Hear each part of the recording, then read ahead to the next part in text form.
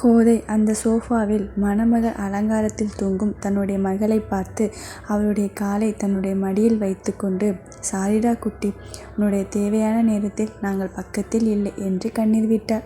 முத்து சத்தமிடாது என்று சைகை செய்தார்.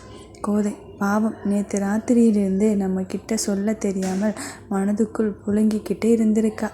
முத்து ஆனால் எவனோ ஒருத்தனை கூட்டிட்டு வந்து ட்ராமா பண்ணிட்டான். நேற்று மண்டபத்தில் நடந்த விஷயம் கண்டிப்பாக பத்திரிக்கைக்கு போயிருக்கும். காலையில் என்னவெல்லாம் இவளை பற்றிய செய்து வரப்போகுதோ.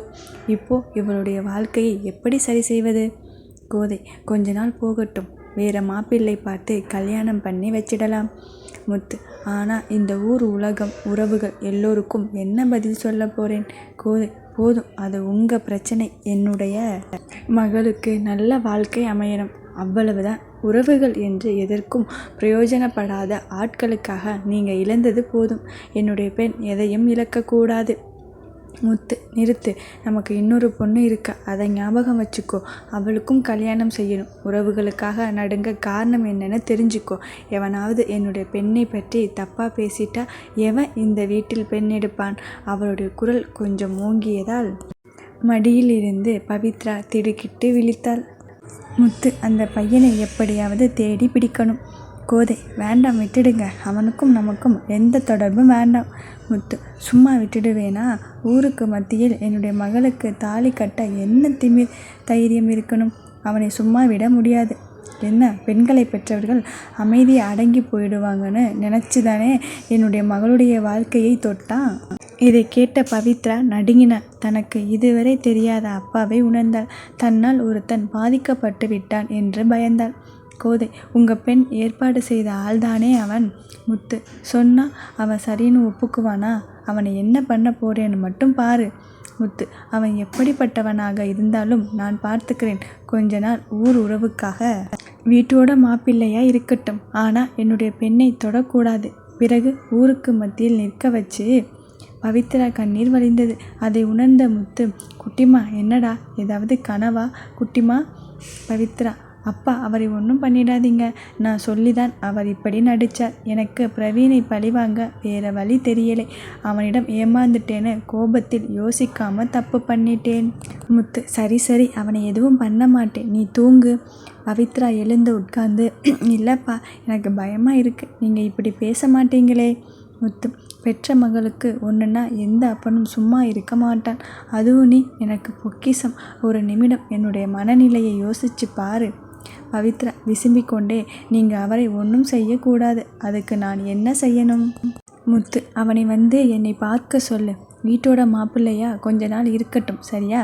அப்புறம் என்ன பண்ணலாம்னு முடிவு பண்ணலாம். இப்போ எதுவும் கவலைப்படாமல் தூங்கு என்று அவளை தன்னுடைய மடியில் படுக்க வைத்து தட்டி கொடுத்தார். பவித்ரா அப்போதுதான் தான் செய்த வேலையின் விளைவை உணர்ந்தாள். எப்படி தூக்கம் வரும்? காலை 10 மணி. நலன் கௌதமிடம் சார் சார் சார் என்று சத்தமிட்டான். கௌதம் போடா, நல்ல அழகான பொண்ணாக பார்த்து காஃபி எடுத்துட்டு வர சொல்லு.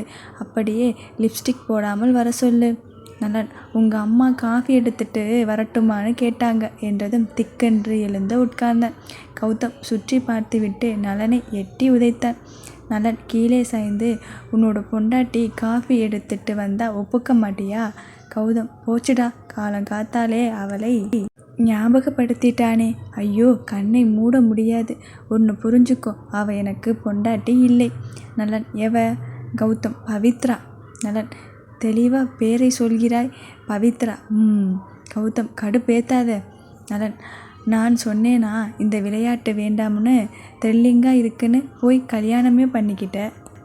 கௌதம் விடுடா, ரிஜிஸ்டர் பண்ணலை இல்லை. நலன் ஃபோட்டோ வச்சுருக்காங்க மச்சி. இப்போ எல்லாம் சட்டத்திலிருந்து தப்பிப்பது சாத்தியமில்லை. அதுவும் இல்லாமல் அவளுக்கு சார் லட்டு ஊட்டிடுவாராம். அவள் ஊட்டி இவர் சாப்பிடுவாராம். எல்லாமே வீடியோ ரெக்கார்டு இருக்குது. கௌதம் கொஞ்சம் பயந்தான். இந்த முறை கொஞ்சம் ஓவராக போயிட்டேனோ என்று நினைத்து கொண்டான். இப்போ என்ன பண்ணுறது? நலன் நேற்று உங்கள் மாமனார் என்னை பிரித்து மேய்ஞ்சிட்டார். நீ அவரிடம் இருந்து தப்பிக்க முடியாது மாப்பிள்ளை. கௌதம் டேய், தன்னுடைய பெண்ணுடைய தப்பு வெளியே தெரியாமல் இருக்க அடக்கி வாசிப்பார். அப்படியெல்லாம் தைரியமாக ஒன்றும் பண்ண மாட்டார். நலன், எப்படிடா நீ நினைப்பது நடக்கும்னு நினைக்கிற? உங்கள் அம்மா கிட்ட விஷயம் போகாமல் இருந்தால் சரி. கௌதம் நடுங்கினான். கொன்னுடுவாங்கடா. எழுந்து குறுக்கும் நெடுக்கும் நடந்தான். இப்படி என்னுடைய வாழ்க்கையை கெடுத்துட்டாளே குட்டை சிரிக்கி, என்ன பண்ணுவேன்? நலன், இஷ்டத்துக்கு நடந்துக்கிட்ட இப்படி தான். கொஞ்சமாவது படித்த படிப்புக்கு ஏற்ற மாதிரி பேசு. கௌதம், அதுக்காக ஆங்கிலத்தில் கெட்ட வார்த்தை சொல்லி இது ஓகேவா? அவளை நான் என்ன பண்ணுறேன் பாரு என்று வாசலை நோக்கி நடந்தான். நலன் உடைந்த கையை விட்டு இன்னொரு கையால் அவனை பிடித்து இழுத்து வீட்டுக்குள் தள்ளினான். இப்போ உன்னுடைய கோபத்துக்கு ஏதாவது செய்துட்டு மறுபடியும் பிரச்சனையில் மாட்டிக்காதே. கௌதம், என்ன தாண்டா பண்ண சொல்லுற? நலன், கொஞ்சம் அடக்கி வாசி. நீ என்ன காரணத்துக்காக தலைமறைவாக இருக்கேன்னு கொஞ்சம் யோசிச்சுக்கோ. கௌதம் அமைதியானான். கௌதம் ஃபோன் அடித்தது. எடுத்து காதில் வைத்து ஹலோ என்க. அங்கே பெண் குரல். Jacob Chrystia? கௌதம் அலட்சியமாக, அப்படி யாரும் இல்லை. ஆனால் உங்கள் வாய்ஸ் அழகாக இருக்குது. பவித்ரா அவனுடைய ஜொல்லு வார்த்தைகளை கண்டு கொண்டு, நீங்கள் ஜேக்கப் கிறிஸ்டி தான், வீட்டுக்கு வாங்க ப்ளீஸ். கௌதம், ஆஹா, ஒரு பொண்ணு வீட்டுக்கு கூப்பிட்றாளே, யாருன்னு தெரியலையே, தன்னை யாருன்னு நினச்சிட்டு கூப்பிட்றான்னு தெரியலையே. ஜேக்கப் கிறிஸ்டி கொடுத்து வச்சவன்டா என்று நினைத்து கொண்டு, வீட்டுக்கா? ஏன் உங்கள் வீட்டில் நீங்கள் தனியாக இருக்கீங்களா? பயமாக இருக்கா? நான் உங்களுக்கு துணையாக இருப்பேன், கவலைப்படாதீங்க. அட்ரஸ் அனுப்புகிறீங்களா? இல்லை லொக்கேஷன் அனுப்புகிறீங்களா? தான் நேற்று ஜேக்கப் கிறிஸ்டி என்ற பெயருடன் உலா வந்ததை மறந்து போனான். பவித்ரா, லொக்கேஷன் அனுப்புகிறேன். கௌதம், வாவ், உங்கள் வாய்ஸ் சூப்பர். எனக்கு தெரிஞ்சு நீங்கள் ரொம்ப அழகாக இருப்பீங்கன்னு நினைக்கிறேன். உலகில் இத்தனை பேரை விட்டு என்னை கூப்பிட காரணம் என்னென்னு தெரிஞ்சுக்கலாமா? கொஞ்சம் எனக்கே தெரியும். நான் ஸ்டைலாக, அழகாக, ஹேண்ட்ஸமாக, ஸ்மார்ட்டாக இருக்கேன்னு. பவித்ரா ஆரம்பிச்சிட்டானா என்று நினைத்து கொண்டு, ஏன்னா நீங்கள் என்னுடைய புருஷன். கௌதம் திக்கென்று இருந்தது. Sorry, wrong number. இந்த மாதிரி பொண்ணுங்க கூட பேசிட்டு இருந்தா என்னுடைய பொண்டாட்டி கோபப்படுவா, அப்புறம் சந்தேகப்படுவா, அப்புறம் சண்டை போடுவா, அப்புறம் என்னுடைய குழந்தைகளை கூப்பிட்டு அவங்க அம்மா வீட்டுக்கு போயிடுவா. என்னால் அவளை விட்டு தனியாக படுத்து தூங்க முடியாது. அதனால என்னுடைய வாழ்க்கையை கெடுத்துடாதீங்க அக்கா என்று சொல்லிவிட்டு பதில் சொல்லாமல் ஃபோனை வைத்தான். பவித்ராவுக்கு கட்டான ஃபோனை பார்த்தாள். அவன் சொன்னதை நினைத்தால் பகீரென்று இருந்தது.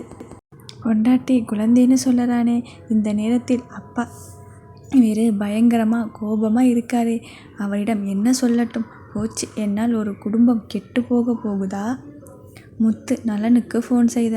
என்ன பண்ணுறான் உன்னுடைய ஃப்ரெண்ட்? நலன், சார், அவன் கொஞ்சம் முன்ன பின்ன இருந்தாலும் சரி பண்ணிடலாம் சார், நீங்கள் எதுவும் கோபப்படாதீங்க. முத்து, கோபப்பட மாட்டேன் தம்பி. நீ இருந்த இடம் தெரியாமல் அழிச்சிடுவேன்.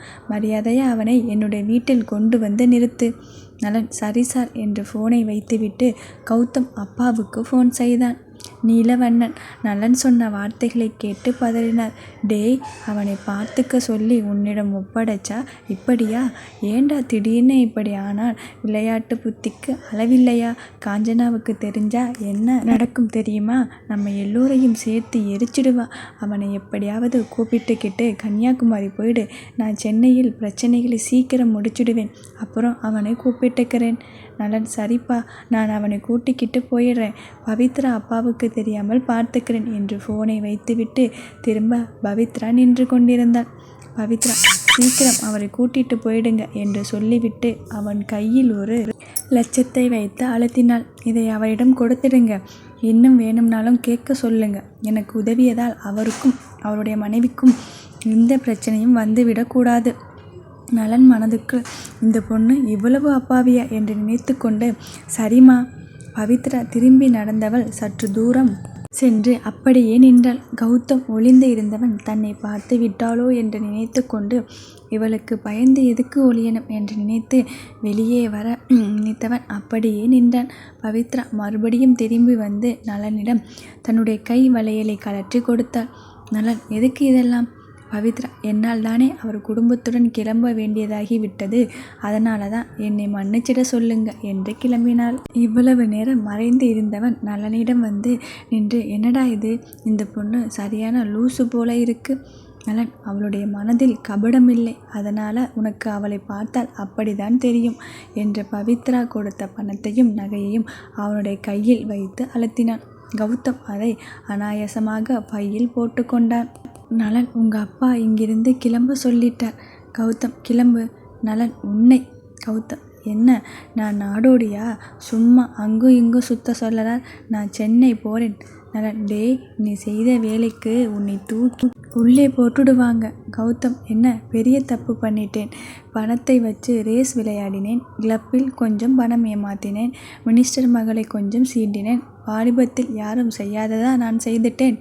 நலன், சரி, ஆனால் அந்த பெண்ணோட அம்மாவை என்ன பண்ணன? கௌதம், பொண்ணோட அம்மாவா? நலன், மினிஸ்டர் பொண்டாட்டியை.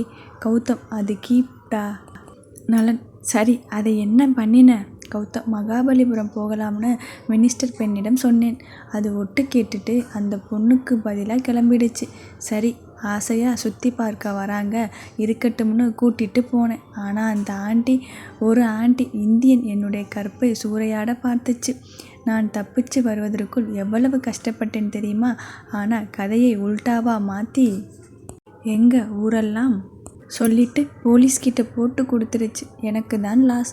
நலன், மினிஸ்டர் அந்த கிளப்காரன் ரேஸில் பந்தயம் கட்டி ஜெயிச்சிட்டதா ஏமாத்திட்டு வந்தியே, அவன் போலீஸ் அப்படின்னு உன்னை தேடும் கூட்டம் அதிகமாகிடுச்சு. ஒழுங்கா அமெரிக்கா வேலை, நல்ல சம்பளம், நிம்மதியாக இருக்கலாம் தானே? அதை விட்டு இப்படி சூதுவாதெல்லாம் யார்கிட்ட கற்றுக்கிட்ட? கலாட்டா பண்ணிக்கிட்டு இருக்க. உங்கள் அம்மா ஒரு ஜட்ஜ், உங்கள் அப்பா ஒரு நேவி இன்ஜினியர், உங்கள் அண்ணன் அண்ணி கலெக்டர், இப்படியா மொத்த குடும்பத்துக்கு பேரையும் கெடுத்துட்டு வருவது? கௌதம், டேய், போர் அடிக்குதுடா.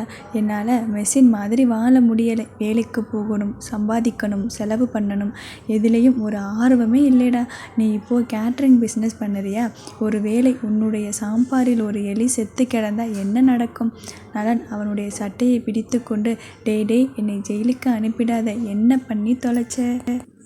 நலன் வெளியே நகர துடித்தவனை இழுத்து பிடித்த கௌதம், இப்படி இருக்கணும் வாழ்க்கைனா, நொடிக்கு நொடி த்ரில் இருக்கணும். அந்த எலி விழுந்த சாம்பாரை உங்கள் ஆட்கள் கொண்டு போய் விருந்தில் தட்டில் போட்டால் எப்படி இருக்கும்? நலன் கௌதம் கையை உதறினான். கௌதம், விளையாடாதே என்று ஓடினான். கௌதம் சத்தமாக, எவ்வளவு ஜாலியாக இருக்கு இல்லை? அடுத்து என்ன நடக்க போகுதோன்னு கலக்கமாக இருக்கு இல்லை?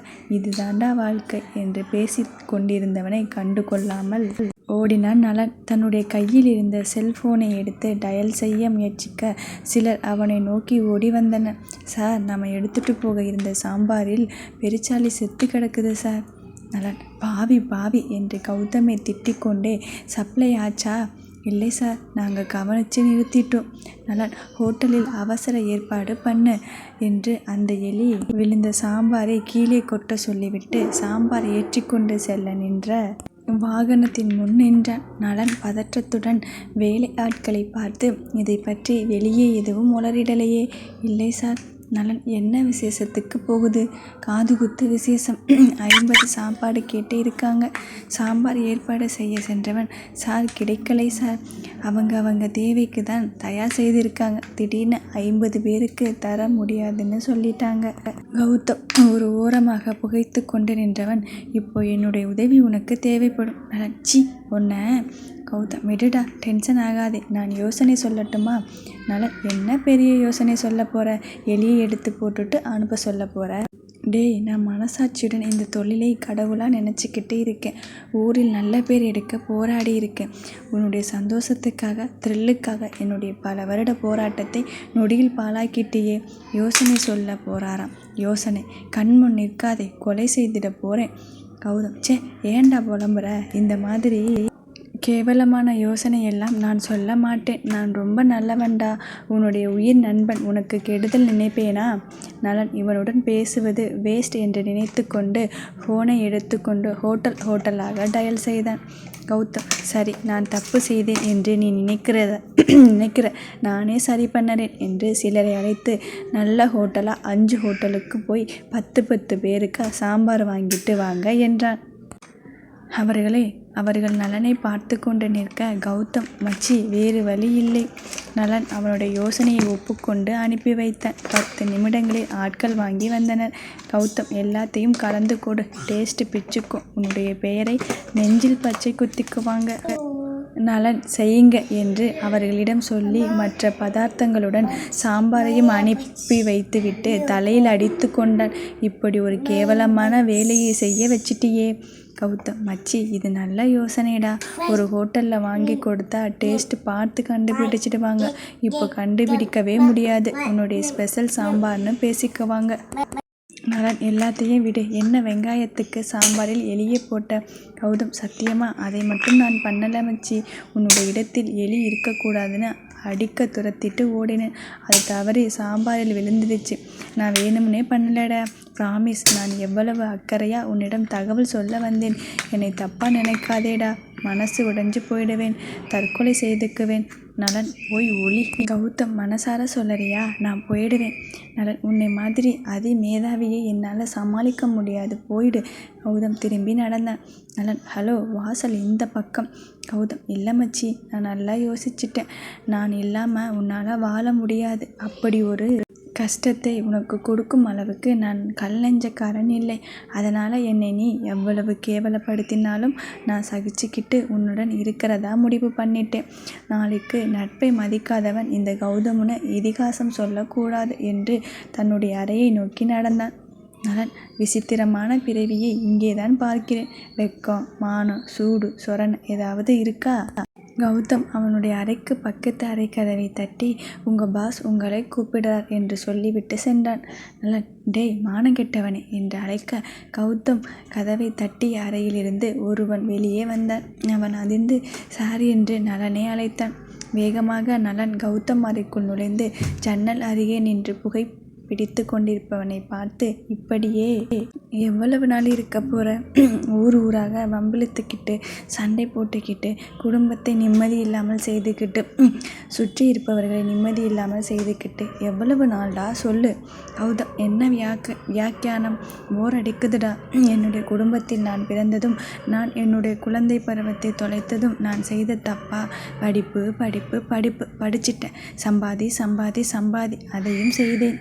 அடுத்து கல்யாணம் அதையும் செய்துட்டு எனக்காக அடுத்த கட்டளை என்னென்னு காத்திருக்கணும். அதுதானே குழந்தை பெற்றுக்கோ அப்படின்னு சொன்னால் கட்டிக்கிட்ட பொண்டாட்டி யாருன்னு கூட பார்க்காமல் கண்ணை மூடிக்கிட்டு வேலையை செய்யணும். ஏண்டா, எனக்காக நான் வாழவே கூடாதா? அடுத்தவர்களுக்காக வாழ தான் நான் பிறந்தேனா? நலன், டே, உங்கள் அப்பா அம்மா உன்னை ஏற்றி விட்டு நீ உயரத்தில் நிற்பதை பார்க்கணும்னு ஆசைப்பட்டாங்க. இதில் என்ன தப்பு?